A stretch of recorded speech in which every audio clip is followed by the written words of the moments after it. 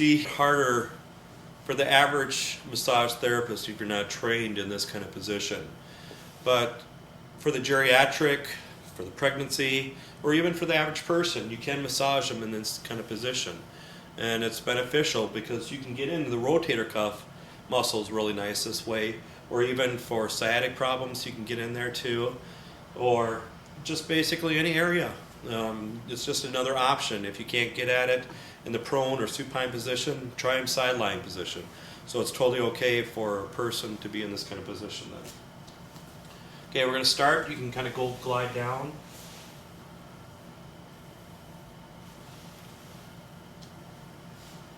And the back is centrally located, so you can go in any kind of position or direction that you want in the back position. So we're going to go down. You can even form a little bit of figure 8.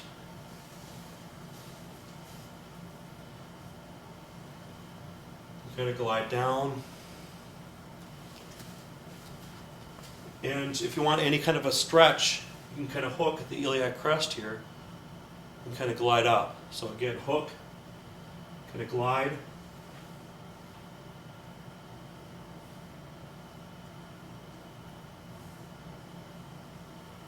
And if they're having low back problems, right here, the quadriceps, that's the area you can really concentrate on a lot more because, again, the baby's kind of falling to the side, so you're not pushing on the baby then.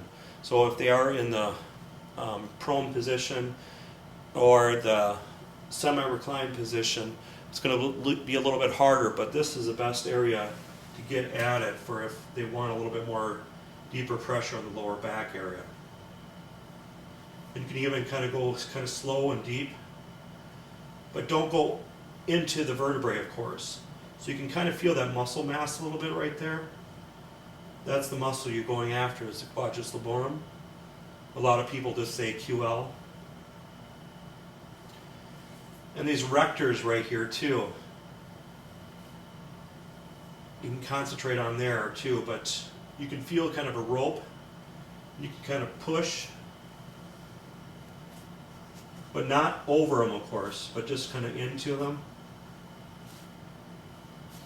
And pregnant women tend to have a little bit more lordosis problems, so a little bit too much curve in the lumbar region, the way they're walking. So this is the area that you want to concentrate on a lot more, is the lower lumbar, right in this area. And you can even put your hand underneath there and use more of their body weight if you want to need more kind of pressure. And you can just rest your arm on them, as you can see here.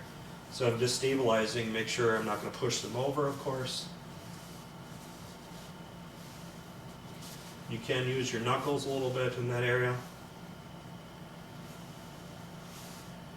And for pregnant women, if they are having, especially in the end of the third trimester, their breasts tend to get a lot larger, so they might have more problems in the upper shoulder and neck region. So this is the area you want to concentrate on too then. So for this one, you can kind of just hold and kind of glide around, right around the rhomboids, right around the vertebral border of the scapula here. So right around here, that's where we're going to concentrate on more for a pregnant woman.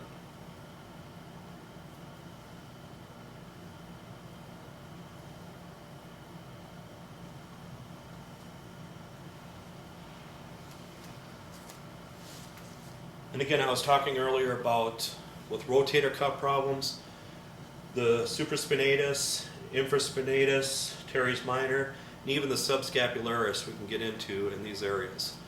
And for this area, if we're going to get into the rotator cuff area, always make sure that their bottom hand is holding onto the pillow, and you can even take the top hand and kind of move it around. Or this is an option I really like to have. Just place their hand right on your shoulder, like this. And just make sure they're holding on a little bit, but it's a nice, comfortable position for this area. And you can get right into the Serratus Anterior. And if they feel like they have a stitch in their side, really tight in this area, that's the area we're going to concentrate on more, is the Serratus Anterior. And especially any times they're having problems with breathing, Serratus Anterior you might want to check on. Also the scalene muscles up in the neck area, you'd want to check on those areas. But any muscles that attach to the rib are considered breathing muscles. If a woman's having a hard time kind of lifting up their arm, the subscapularis muscle we might want to concentrate on a little bit.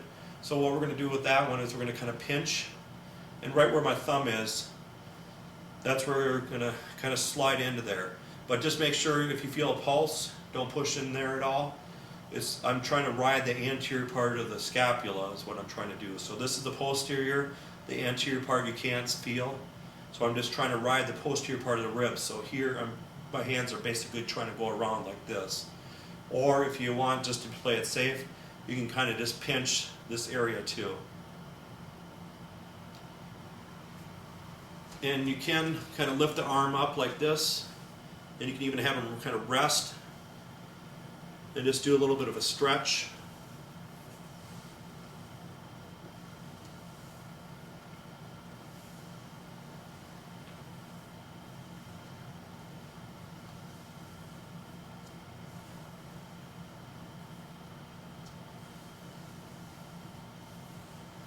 And you can have them do a little bit of a stretch too. So place their hand here, and if you're going to stretch out the pec area, so I'm going to hold right at the scapula, and then the elbow right here, going to bring it this way towards me.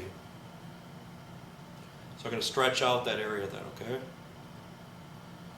Or if they want a different kind of stretch, you can just kind of pull, and you can even pull and kind of rotate and twist. So it's called tractioning.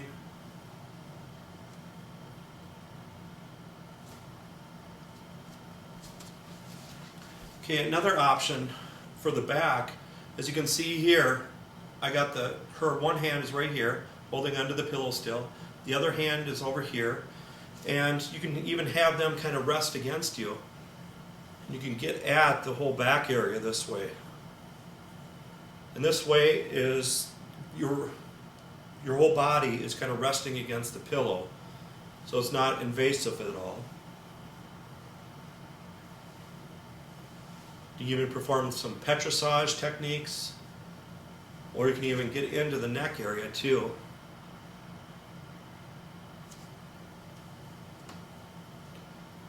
Or going to lift it up. And with this, for your own body, just make sure you're performing it nice and slow, and even do a little twist every now and then. Because anytime you feel your body is a little bit off whack, you want to make sure you perform a little bit slow so you're getting kind of a stretch for your own self. But as you can see, they're not really knowing that I'm actually performing this, but it's more for my benefit too. And right here, the quadriceps, of course, you can kind of push into those areas. But it just makes it a nice, comfortable position like this.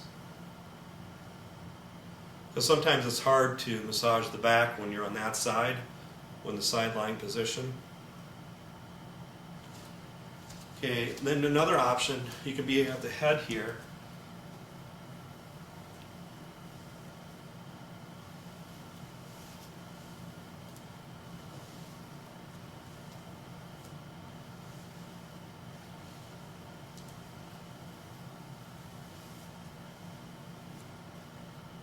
And you can get in right in the shoulders, but just make sure their shoulder is not rotated over too much. Make sure it's straight up and down as much as it can be. And their head, make sure that's kind of straight too, because if their head is too cranked up or too low, I mean, that's when they're going to start developing problems. And right here, you can use your knuckles, get into the neck area really nice, and even the sternocleidomastoid, even the scalenes area, or levator scapula. Again, everything's right there for you. And every now and then, if you know that they're awake, ask them, do you feel comfortable in this position, or do you need to move in a different position at all? So leave it up to them. And some therapists will book even an hour and a half for a pregnancy massage, just because it takes a little bit extra time, and if you want to be more skilled in it. And again, with a pregnant woman, if they need to use the restroom more,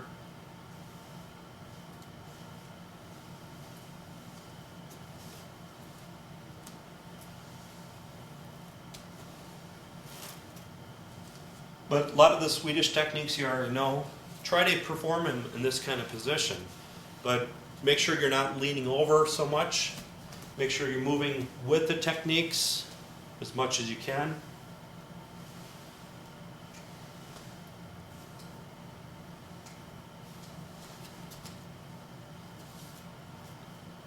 And you can use even your forearms in this area too.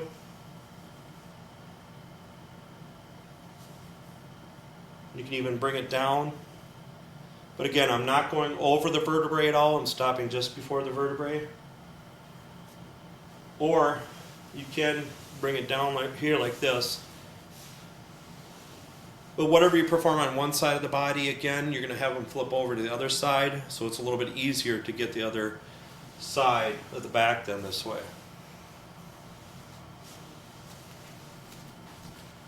And you can even kind of go underneath.